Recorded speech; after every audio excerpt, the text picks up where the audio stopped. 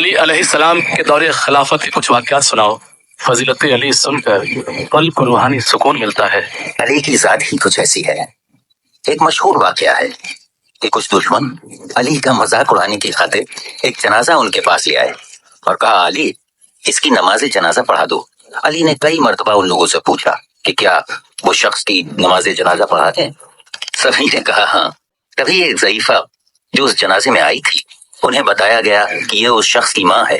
اس سے بھی علی نے پوچھا اے ضعیفہ کیا تو چاہتی ہے کہ میں تیرے فرزند کی نماز جنازہ ادا کر دوں؟ ضعیفہ نے بھی کہا ہاں. پھر کیا ہوا؟ پھر کیا علی نے نماز جنازہ پڑھائی اور نماز ختم ہوتے ہی تمام لوگ ہنس پڑے اور علی کا مذاق اڑانے لگے. کہنے لگے کہ آپ تو غیب کے حالات جانتے ہیں تو بھلا ایک زندہ شخص کی نماز جنازہ کیسے پڑھا دی؟ پھر علی نے مسکرا کر کہا کہ ذرا دیکھ تو لے کہ وہ شخص زندہ ہے بھی یا نہیں. دشمنان علی نے جب اس شخص کو اٹھنے کے لیے کہا تو اسے مردہ پایا.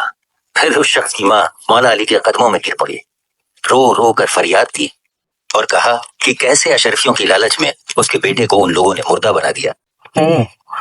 اس شخص کا کیا ہوا جو لاش بن گیا تھا؟ ضعیفہ کی فریاد سن کر مولا علی نے اس کے بیٹے کی لاش سے کہا قم باذنی, اور وہ اٹھ کھڑا ہوا. سبحان اللہ.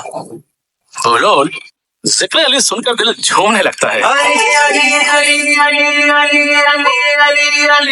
دھوم مچی ہے محفل سجی ہے, دھوم مچی ہے محفل سجی, سارے ولیوں کا تو ہے ولی, سارے ولیوں کا تو ہے ولی, یا علی یا علی یا علی یا علی.